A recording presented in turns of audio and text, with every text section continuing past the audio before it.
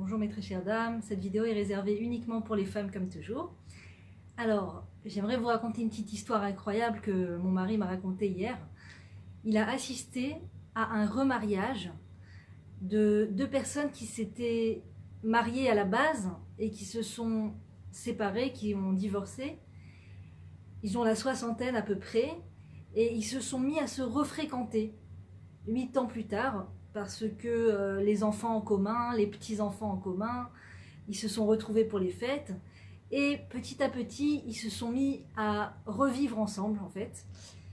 Et bon, c'est des gens, diront, qui ne sont pas très au courant de la loi de la Torah, qui savent pas, qui sont un peu éloignés, qui savent pas vraiment, qui ne savaient pas vraiment à quel point c'est important d'être mariés pour vivre ensemble, bien qu'ils avaient le sentiment peut-être qu'ils ne devaient pas peut-être se remarier parce qu'ils étaient mariés dans le passé. Et le Rav de notre communauté, en parlant avec eux, s'est mis à parler avec eux. Et il a petit à petit commencé à comprendre que après donc leur divorce, ils s'étaient remis à vivre ensemble. Et il leur a proposé tout simplement de les marier, de les remarier. Il leur a dit vous pouvez pas rester comme ça, c'est merveilleux que vous soyez réconciliés, mais la halakha, la loi juive veut que vous vous remariez.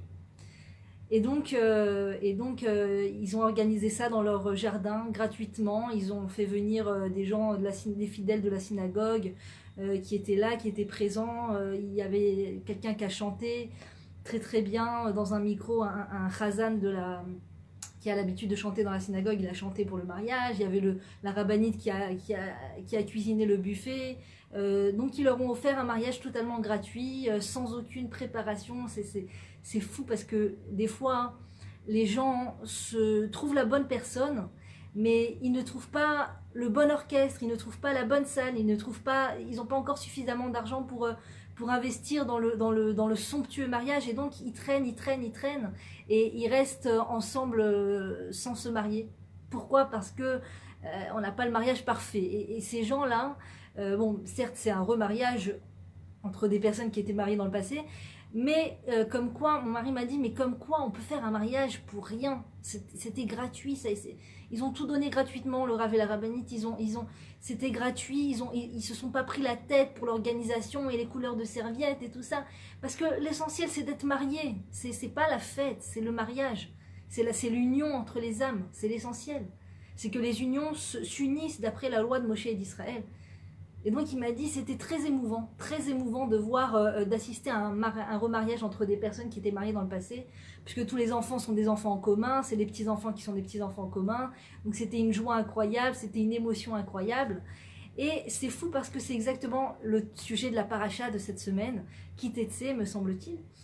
Et dans la paracha, on nous explique que les lois par rapport à un homme qui a eu un lien avec une femme, s'ils ont eu un lien hors mariage dans la ville, eh bien, ils doivent être mis à mort, mis à mort, si je me trompe pas, puisque dans la ville, la femme aurait pu, si la femme était promise à un autre homme, si elle était promise à un autre homme, et que un autre homme vient et a commerce avec elle, si ça se passe dans la ville, eh bien, tous les deux doivent être mis à mort. Pourquoi? Parce que la femme aurait très bien pu crier à l'aide et on l'aurait sauvé, on l'aurait aidé. Si ça se passe dans le champ, par contre, eh bien, il n'y a que l'homme qui doit être mis à mort et la femme continuera de vivre parce que dans le champ, elle aurait pu crier à l'aide, mais personne n'aurait pu l'entendre. Et dans cette paracha, on nous dit aussi que si un homme et une femme ont été mariés, ont été ensemble, ont été mariés, et que par la suite, ils en viennent à avoir de la haine l'un pour l'autre, que le mari a de la haine pour elle, eh bien, s'ils se séparent, s'ils divorcent, si la femme, entre-temps, va avec un autre homme, ou qu'elle se marie avec un autre homme, et que cet autre homme en vient à mourir ou la répudie, elle ne peut pas revenir avec son premier mari, car c'est une horreur aux yeux de Dieu. La Torah ne permet pas cela. Mais en l'occurrence, s'il y a eu divorce et que la femme n'a pas été avec un autre homme, elle peut changer d'avis. On peut revenir en arrière comme ce couple extraordinaire qui s'est remarié à l'âge de 60 ans. Et je connais une autre histoire encore comme ça de personnes qui ont divorcé et qui ont fini par se remarier dans leur vieil âge ensemble. C'est possible. On peut revenir en arrière, on peut faire marche arrière, s'il n'y a pas eu un autre mariage entre-temps, s'il n'y a pas eu un autre lien entre cette femme et un autre homme. Donc la Torah nous permet de se repentir, de faire tchouva, de revenir sur ses pas, de revenir en arrière, de décider de changer de cap, de revenir voilà, vers ce qui était en vérité notre projet de construction. Parce que des fois, quand on est dans un projet de construction par rapport au couple, je parle par rapport dans le mariage, eh bien, des fois, on n'a pas toujours en tête, à l'esprit, l'importance de ce lien marital. On va avoir une tendance, la société va avoir une tendance à nous pousser à prendre le lien marital à la légère. C'est quelque chose d'évident, de simple, qui vient, qui revient, qui part, qui revient. On peut tout à fait trouver mieux ailleurs, on peut tout à fait... toutes sortes de phrases comme ça, des films, des romans, des émissions qui nous disent que, excusez-moi, qui nous montrent que le mariage, c'est rien de si important. C'est pas si important. Si tu trouves mieux, tu peux faire un trait sur ton mari. Pourquoi pas? La Torah n'a pas cette vision, bien sûr. Mais la société non juive nous encourage, nous dit, pourquoi pas? Tu trouves mieux ailleurs. Pourquoi pas? Et qui te dit que tu as le droit de regarder ailleurs? Qui te dit pourquoi on est occupé à regarder ailleurs? C'est la question. Pourquoi est-ce que lorsqu'on est marié, on regarde ailleurs? Une femme mariée ne devrait même pas avoir d'œil, de visu sur d'autres hommes, sur ce qui se passe ailleurs, sur le caractère d'un autre homme, sur les qualités d'un autre homme. Une femme mariée doit être tellement occupée à construire son couple, doit être tellement occupée, avoir l'esprit occupé à chérir son mari, à regarder chez lui ses qualités, à travailler en introspection sur ce sur quoi elle est redevable envers son mari. On passe tellement rapidement et à la légère sur le don du mari. Très souvent, quand on questionne les femmes, ou des fois on ne les questionne même pas, elles se permettent de raconter d'elles-mêmes sur Facebook, de partout, qu'elles ne sont pas satisfaites. Elles ne sont pas satisfaites. Je parle de tous les cas de mariage normatif, hormis les cas de violence conjugale, bien entendu. C'est une parenthèse hors sujet, enfin qui n'est pas à prendre en considération dans ce que je vais dire dans cette vidéo. Donc quand c'est un couple normatif où il n'y a pas de violence conjugale, eh bien la femme doit, si elle veut que son couple fonctionne, il n'y a pas d'autre choix que d'énumérer, tant qu'elle le pourra, une fois par semaine, plusieurs fois par semaine, une fois par mois minimum, énumérer dans sa tête ou par écrit la liste des choses sur lesquelles elle est redevable envers son mari, sur les efforts que son mari a fait. Parce que quand tu poses la question à une femme qui ne fait pas ce travail de faire le zoom et de se concentrer sur les qualités de son mari, sur le don de soi de son mari, sur les choses que son mari lui a apportées dans la vie, si tu questionnes une femme, elle trouvera toujours de quoi se plaindre. Il y aura toujours de quoi se plaindre. Il peut avoir, je sais pas moi, fait avoir amené un bon salaire, mais s'il n'a pas sorti la poubelle, la femme oublie tout, la femme explose, la femme regarde ailleurs, que Dieu préserve, et regarde ce mari, il sort la poubelle de sa femme. C'est pour ça que les tentes dans le désert, les tentes du peuple juif étaient mises les unes pas face aux autres, décalées les unes des autres, pour ne pas que l'ouverture de cette tente donne sur l'ouverture de l'autre tente, pour ne pas qu'on ait à regarder ce qui se passe chez l'autre, qu'on n'ait pas à comparer son mari avec les autres maris, son mari avec les autres même célibataires, qu'on n'ait pas à comparer, qu'on vive son lien marital pleinement, qu'on puisse vraiment de tout son cœur chérir ce lien marital, s'occuper, travailler, se concentrer sur le fait de chérir son lien marital, son mari, ce qu'il fait de bien, les qualités qu'il a.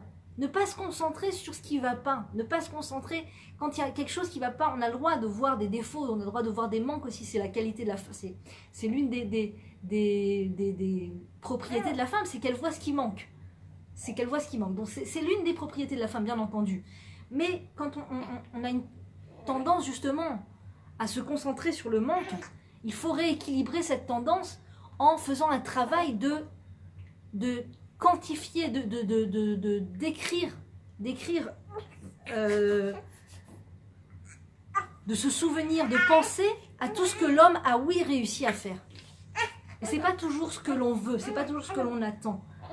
Et quand on n'est pas occupé à faire ce travail, et bien très vite, très vite, on est emmené vers ce fleuve de la plainte, de se concentrer, de regarder ce qui ne va pas. Et quand une femme se sent à bout, quand une femme est témoin d'un défaut chez son mari, d'un manque chez son mari, qu'elle en vient à vraiment se concentrer sur ça et qu'elle est très déçue par ce manque qu'il y a chez son mari, elle peut se retrouver à réagir de plusieurs façons. Et l'une de ces façons, c'est l'ifrok, comme on dit en hébreu, c'est de tout lâcher, de tout dire, de tout se confier aux gens autour. Parler, appeler une amie, appeler sa maman, appeler quelqu'un. Oh là là, j'en ai marre. Oh là là, il a encore fait ça, il a encore agi comme ça, il a encore pas sorti les poubelles, il a encore, il s'est levé tard, il a mille et une choses que la femme peut reprocher à son mari. Et le problème, c'est que quand la femme fait cette démarche, en général, la personne qui est à l'autre bout du fil, ou qui l'écoute en tout cas, pas méchamment, va avoir de la peine pour elle et va commencer à essayer de trouver une solution qui n'est pas toujours forcément la bonne, qui va peut-être même mettre de l'huile sur le feu. C'est pas méchamment, c'est pas réfléchi, on se rend pas compte de ce qu'on fait toujours quand on donne des conseils à une personne. Mais la personne la personne qui va l'écouter peut en arriver à lui avoir un sentiment encore plus d'énervement contre son mari. C'est-à-dire déjà, la femme est énervée contre son mari parce qu'elle a fait un zoom sur ce qui va pas, d'accord ? Elle n'est pas au courant qu'elle doit faire un zoom sur ce qui va, elle ne fait pas ce travail, elle n'est pas dans cette démarche de faire le zoom sur ce qui va, et donc elle est dans ce symptôme qui découle du fait qu'on ne fait pas ce travail de mettre la lumière sur ce qui va, et donc son dialogue avec les autres, sa communication avec les autres, quand elle va décrire son lien marital, décrire son mari, ça va être tout dans une plainte, dans une description négative sans fin, avec rouspètement, avec j'en peux plus, j'en ai marre, c'est la fin des haricots, je ne peux plus supporter une chose pareille. Comment supporter le fait qu'il se lève tard? Alors qu'il y a des femmes qui ne sont pas encore mariées et que Dieu envoie un conjoint à toutes les femmes, un bon conjoint à toutes les femmes qui attendent de se marier. Il y a des femmes qui auraient été prêtes à se marier avec un homme qui se couche tard, pourvu qu'elle soit justement en couple, pourvu qu'elle puisse passer sous le dé nuptial, qu'elle puisse avoir une famille. Et nous, on a cette chance d'avoir une famille, on a la chance d'être passé sous le dé nuptial. On a ce conjoint, ce compagnon sous notre toit. Et au lieu d'être occupé à remercier le Créateur, au lieu d'être occupé à se travailler, en se disant, ok, d'accord, tu as vu ce manque, tu as vu ce défaut, mais regarde, il a aussi fait ça. Tu ne peux pas faire la passe sur le positif. Tu n'as pas le droit de le faire. Je n'ai pas le droit d'être aveugle sur tout le positif et de me concentrer sur le négatif. D'abord, chez moi, ça va faire que je vais prendre l'habitude de réfléchir comme ça. Et après le mari, je vais tout analyser de façon négative. Si je prends l'habitude d'analyser mon mari négativement, on prend après, sans se rendre compte avec l'âge, ça prend du terrain, et on se met à tout analyser négativement. Tout. Les gens, même ses propres enfants, on peut en arriver à voir uniquement ce qui ne va pas. Ah, il agit comme ça, ah, il ne m'écoute pas, ah, il ne veut pas faire comme ça, oh là là, il prend des mauvais choix, il ne réfléchit pas, il n'a pas fait d'études, il n'a pas fait ça. Donc, que le négatif. Et donc, Hachem, quand il nous met sous le même toit avec, avec un mari, c'est justement, qui est tellement différent, en l'occurrence nous, c'est justement pour nous apprendre à faire cet effort de regarder le bien malgré la distance qu'il y a entre nous, malgré ce qui nous sépare. Aujourd'hui, il y a tellement, que Dieu préserve, on entend tellement d'histoires de séparation. Un énorme pourcentage de ces séparations sont dues à des bêtises. À des bêtises. Quand tu demandes aux gens pourquoi ils se sont séparés, eux-mêmes, ils savent même pas quoi te dire. Eux-mêmes, ils utilisent des mots comme ça, psychologiques, machin, qu'un psychologue leur a dit ou qu'ils ont entendu. Incompatibilité de caractère, ça, je cherchais l'indépendance, j'avais besoin de mon indépendance, j'avais besoin de mon silence, j'avais besoin de ma tranquillité, on n'est pas sur la même longueur. Donc bon, toutes choses normatives, d'accord? C'est normatif dans un couple de ne pas être sur la même longueur d'onde. Pourquoi Dieu nous met ensemble avec des caractères tellement différents? Justement pour nous apprendre que si tu arrives, malgré ce qui vous sépare, à te concentrer sur ce qui vous rassemble, te concentrer sur ce qui, oui, va chez lui, eh bien, tu seras capable de faire ça avec n'importe qui par la suite, et dans n'importe quelle situation. Avec tes belles-filles, avec tes gendres, tu réussiras, tu auras tellement habitué ton œil à te concentrer sur le positif, que même avec tes belles-filles et tes gendres, tu réussiras à voir le positif chez eux. Parce que quand une belle maman voit en permanence le négatif chez son gendre et chez sa belle-fille, malheureusement, elle fait passer un message à ses enfants. Ça corse une belle maman qui a un mauvais regard sur le mari ou la femme de ses enfants, ça fait des problèmes de paix conjugale chez ses enfants. C'est fou parce qu'une maman aime ses enfants, une maman veut le bien de ses enfants. Si on dit à une maman, est-ce que tu veux causer du tracas à tes enfants? Non, je ne veux pas causer de tracas à mes enfants. Est-ce que tu veux qu'à cause de toi, il y ait des problèmes de paix conjugale chez tes enfants? Non, je ne veux pas. Mais quand la femme ne s'est pas habituée avec son mari à se concentrer sur ce qu'il y a de positif, du coup, ça prend du terrain. Et après, avec tout, même avec ses enfants, ses beaux-filles, ses belles-filles, ses gendres, tout ça prend du terrain. Et malheureusement, après, ça fait des problèmes dans les couples. Parce que le regard de la maman sur le mari ou la femme, l'enfant, il le ressent. Ma mère n'aime pas ma femme. Ma mère n'aime pas mon mari. Donc l'enfant en question doit faire un travail sur elle, de faire un filtre et de ne pas accepter le mauvais regard de son parent sur son conjoint. J'ai même entendu une réponse d'un rave qui disait que lorsque un couple va rendre visite aux beaux-parents, si cette visite chez les beaux-parents cause des problèmes dans le couple, éloigne les conjoints, parce que les beaux-parents n'apprécient pas le conjoint, parce qu'ils ont un manque de respect envers le conjoint, le rave permet de ne pas aller chez les beaux-parents, pas avec le conjoint en tout cas. Si les beaux-parents ne sont pas prêts, au nom de la paix pour le couple de leurs enfants, à accepter leur conjoint chez eux, je parle d'un mariage juif, bien entendu, pas d'un mariage non juif, et bien dans ces cas-là, le couple doit se préserver, doit se protéger. L'enfant doit respecter ses parents, mais le couple doit se protéger de l'influence néfaste des beaux-parents, malheureusement. Donc on doit les respecter, bien sûr, le couple doit respecter les beaux-parents, le couple doit donner tout le respect qui est dû aux beaux-parents, mais il doit être intelligent aussi, savoir se protéger. D'accord ? Donc c'est pour ça que c'est très important de faire le travail maintenant, quand on est encore un peu jeune, quand on est encore au début du couple, quand on n'est pas encore beaux-parents soi-même, faire ce travail de se concentrer sur qu'est-ce que mon mari a fait. Et je vais vous dire, un ingrédient explosif dans le couple, un ingrédient qui ne permet pas cette contemplation du positif chez mon mari, c'est la comparaison. C'est quand j'ai les yeux qui divaguent de chaque côté, d'accord ? Si mes yeux pouvaient sortir pour aller regarder ce qui se passe chez les voisins, chez ma copine, chez ça, sur Facebook, oh là là, son mari, il lui a fait un cadeau pour ses 30 ans, il lui a fait une redemande en mariage, il lui a fait Venise, il lui a fait je sais pas quoi, ils ont mis les photos sur Facebook, et moi, même pas un parfum, même pas un mot, rien, il a oublié que c'était mon anniversaire.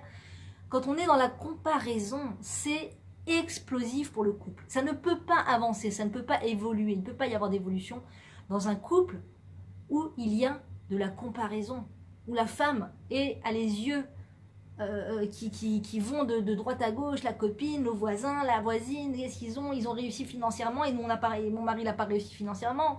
On regarde tous les enfants qu'ils ont et nous on n'a pas autant d'enfants. Regarde la maison qu'ils ont achetée et nous on n'a pas acheté.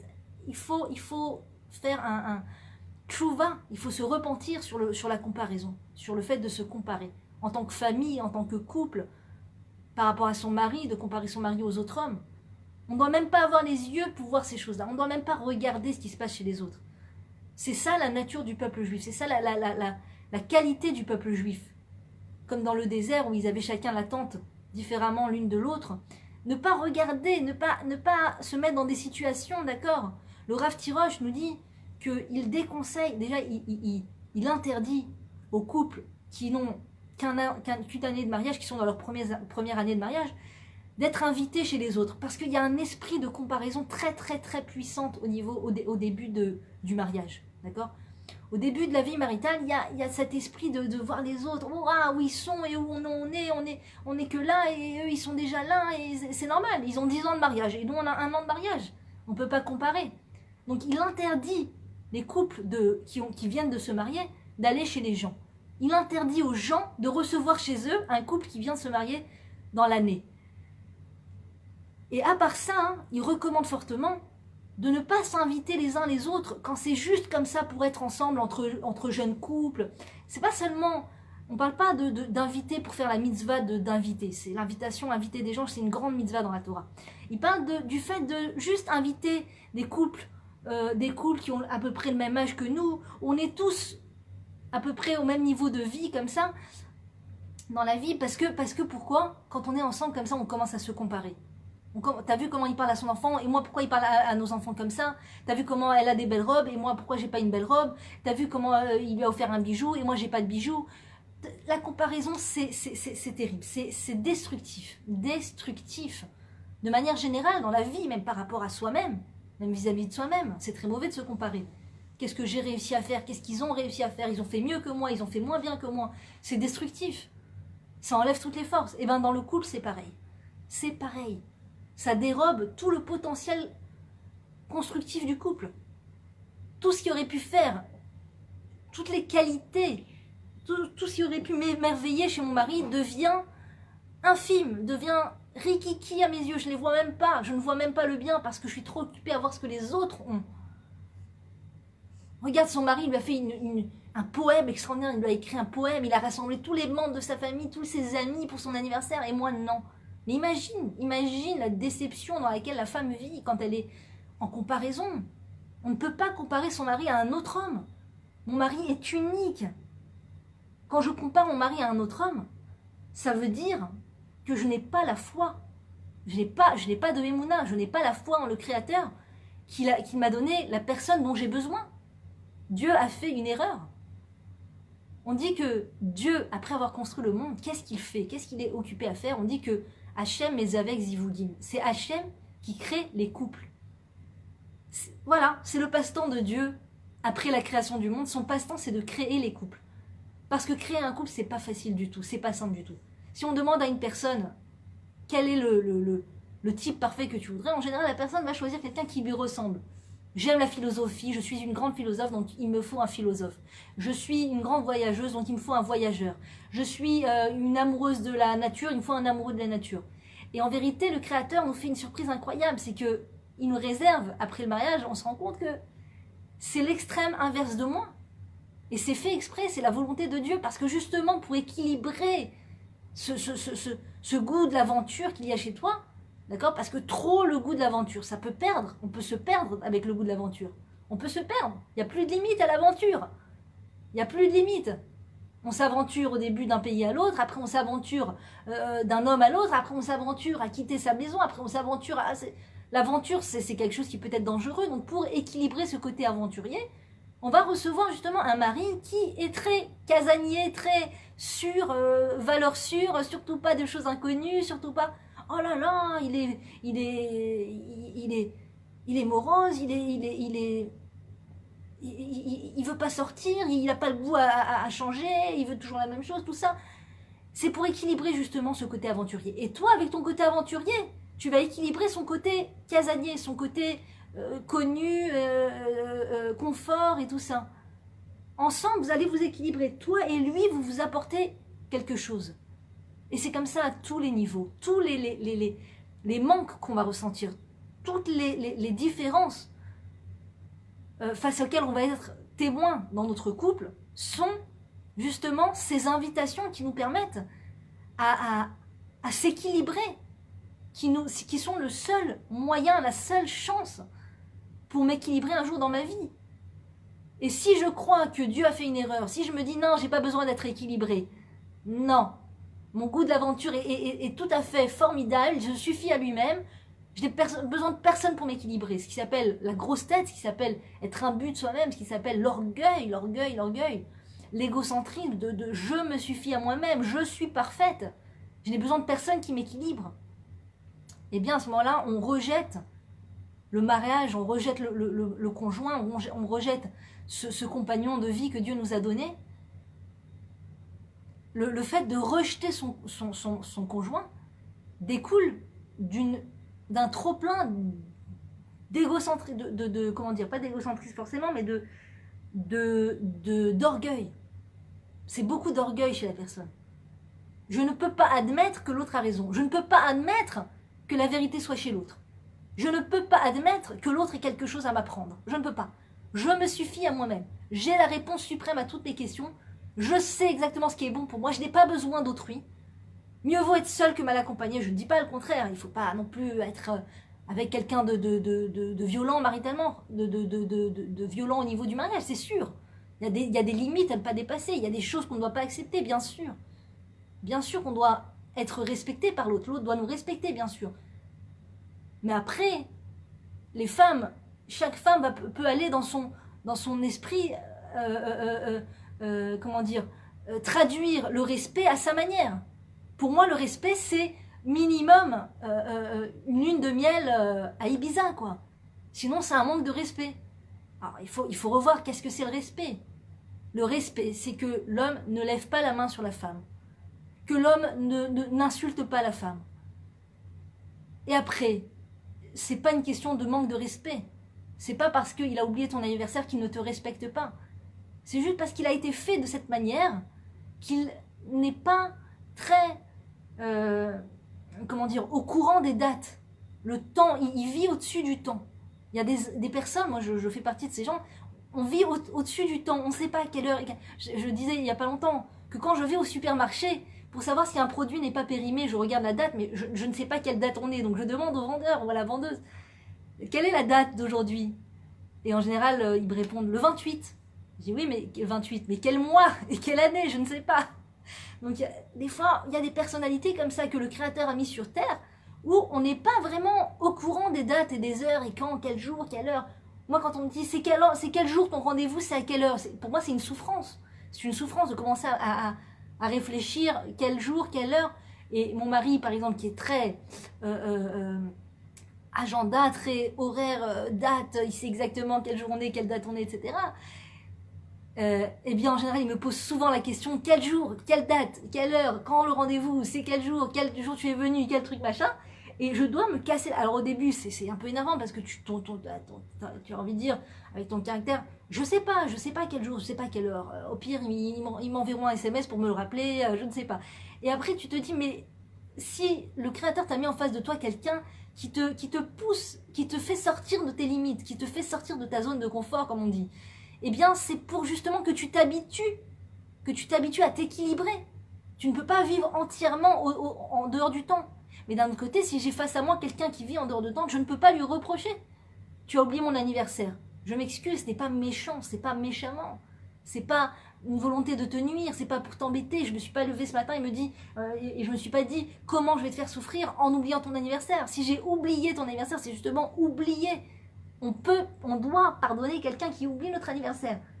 En se disant, ok, il ne démontre pas son amour au travers du fait qu'il se rappelle de ma date d'anniversaire, mais il démontre quand même son amour au travers du fait qu'il a acheté du lait, qu'il a, je sais pas, été travailler, qu'il m'a écrit un poème, qu'il m'a donné des enfants, qu'il a accepté de se marier avec moi. Il y a 1001 autres façons d'exprimer son amour.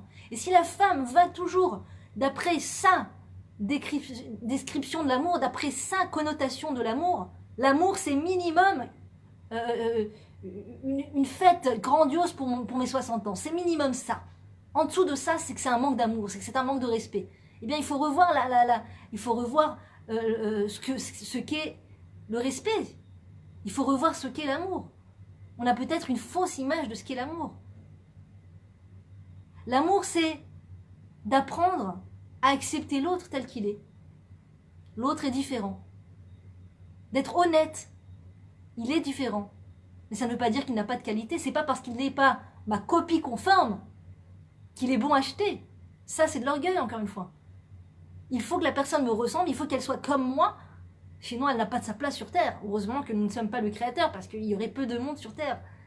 Si on ne décide que les personnes soient exactement comme nous, ont le droit à la vie, alors à ce moment-là, il n'y a pas beaucoup de place pour... Enfin, il n'y a pas beaucoup de chances que l'univers se peuple de personnes. Parce qu'on est tous uniques. On est tous uniques. Et j'ai en face de moi quelqu'un qui est unique. Et je suis moi-même unique. Et on vient pour s'équilibrer. Et chaque fois qu'il y a des étincelles entre nous, chaque fois qu'il y a des déceptions, des « Oh mince, on s'est pas compris, mince, j'aurais voulu ça et il ne me donne pas ça, mince, il voulait ça et je pouvais pas lui donner ça ».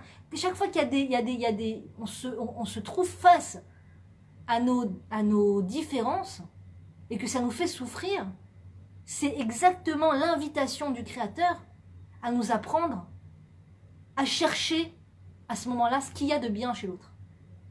C'est le moment où je dois m'efforcer de me souvenir de ce qu'il y a de bien. C'est pour ça que, pour réussir à le faire plus facilement, c'est bien d'écrire dans un cahier. C'est super. Il n'y a rien de mieux. Il n'y a rien de plus efficace. Ou d'écrire sur votre téléphone. Mais je trouve que le cahier, c'est encore plus, on peut mieux se concentrer parce qu'avec ces téléphones, on est sans cesse sollicité quand on est en train d'écrire un truc, un SMS, machin vous a, un SMS, non, c'est d'un autre monde, mais machin vous a parlé, machin vous a écrit, machin vous a fait un commentaire, etc. Donc on n'est pas tranquille. Donc moi, je propose d'éteindre ce téléphone à un bon moment pour pouvoir se construire un petit peu et construire sa vie de couple, parce que sinon, il n'y a pas de chance que ça dure. Il n'y a pas de chance que ça dure. Si on est entièrement bouffé par ce téléphone, il faut savoir qu'à long terme, rien ne va tenir. Ni l'éducation des enfants, ni le mariage, tout va s'effondrer. C'est pour ça qu'il y a autant de séparations aujourd'hui. C'est pour ça qu'il y a autant de divorces, malheureusement. Les gens sont absorbés par leur téléphone. Donc éteignons le téléphone un instant, on ne va pas mourir, au contraire, on va commencer à vivre. Prenons un joli cahier, on s'achète un super beau cahier dans une papeterie avec un joli stylo qui donne envie d'écrire. Et quand le soir tout le monde dort, je me casse la tête à réfléchir, qu'est-ce qu'il y a de bien chez mon mari ? Qu'est-ce qui fait de bien? Quelles sont ses qualités? Il ne m'a pas donné à moi, mais il a donné peut-être à l'extérieur. Peut-être qu'il donne énormément à des gens à l'extérieur. Et ça, en soi, c'est une qualité. Ah oui, mais moi, j'aurais aimé qu'il me donne plus d'attention à moi. Il donne uniquement aux gens de la communauté. Il donne uniquement à ses élèves. Il donne uniquement à ses amis. C'est déjà une qualité énorme. Ça veut dire qu'il a il comprend ce qu'est le lien. Il a la valeur du lien de l'autre. C'est énorme. S'il a la valeur du lien avec ses amis, ça veut dire que petit à petit, si on arrive à construire notre couple comme il faut, il aura aussi la valeur du lien avec moi. Et il aura aussi la valeur du lien avec ses enfants. Ça ne peut pas indéfiniment être que vis-à-vis de ses amis. S'il a une amitié extraordinaire avec des amis, hommes, pas femmes bien sûr, si notre mari, il y a des choses qu'on ne peut pas laisser passer. Si notre mari a une amitié extraordinaire avec une femme, on a le droit, on a le devoir de lui dire que cela n'est pas du tout d'occurrence, que cela ne se fait pas, que cela est dérangeant, que cela est interdit par la Torah, bien sûr. Il y a des choses qu'on ne doit pas laisser passer. Il y a des choses avec... je vais vous dire, même la plupart des choses, ce sont des invitations à parler avec le mari. Il n'y a pas seulement le travail d'écrire sur un cahier, il y a aussi le fait de parler avec le mari. Le fait de lui dire, regarde, moi je vois l'éducation de cette manière. Comment toi tu vois l'éducation? Quand tu as crié sur notre enfant, pourquoi? Dans quel but? Parce que moi je vois les choses comme ça. Je vois le fait qu'on peut éduquer sans crier. Pourquoi est-ce que toi tu cries? Ah, je me suis laissé aller. Ah, parce que j'étais fatiguée. Est-ce que tu penses que on peut trouver une solution autre que crier? Est-ce que tu penses que ça vaut le coup de crier? Est-ce que tu as un exemple en tête de quelqu'un qui a crié sur ses enfants et ça a donné quelque chose de positif? Venons et observons la vie pour pouvoir devenir intelligent et pouvoir savoir ce qui est bon pour nos enfants et nous. C'est important d'être ensemble, de parler ensemble, de communiquer ensemble de nos différends, de notre différence de voir la vie ensemble, etc. Bien sûr. Mais il y a aussi ce travail de base, de fondation. Parce que si je ne fais pas ce travail de base, de me concentrer sur ce qu'il y a de positif, de faire un vrai travail d'écriture dans un cahier, mon mari a fait telle chose, mon mari a souri, mon mari a accepté de se marier avec moi, mon mari a fait ça, etc. Eh bien, quand je viens discuter avec mon mari, s'il n'y a pas tout ce travail de fond, quand je viens parler avec mon mari, il y a comment dire, il passe dans l'air comme un manque de respect envers l'autre, comme un manque de reconnaissance envers l'autre. On va se mettre à parler sur un ton de plainte permanente, comment dire, d'insatisfaction chronique, et pour l'autre c'est insupportable. L'autre ne peut pas entendre qu'on lui reproche des choses sur un ton d'insatisfaction, sur un ton de plainte. C'est juste, on ne peut pas entendre ça. La personne va fuir. Et c'est peut-être la raison pour laquelle la personne va justement développer ses liens d'amitié avec ses amis, avec autrui, et pas avec nous, parce que justement, il y a une ambiance de plainte et j'énumère sans fin tes défauts et j'énumère sans fin ce qui ne va pas. Il faut qu'il y ait un travail de fond, de voir le positif chez l'autre. Et quand notre conjoint se trouve face à nous avec ce travail de fond, c'est dans l'air, ça passe dans l'air. Ma femme me respecte. Ma femme voit chez moi des qualités. Je suis quelqu'un de valable pour ma femme. J'ai une valeur pour ma femme. Donc je peux l'écouter. Donc s'il y a quelque chose qui ne va pas, je suis apte à l'écouter parce que il y a tout ce qui est positif chez moi, elle le voit, elle le sait. Elle le reconnaît.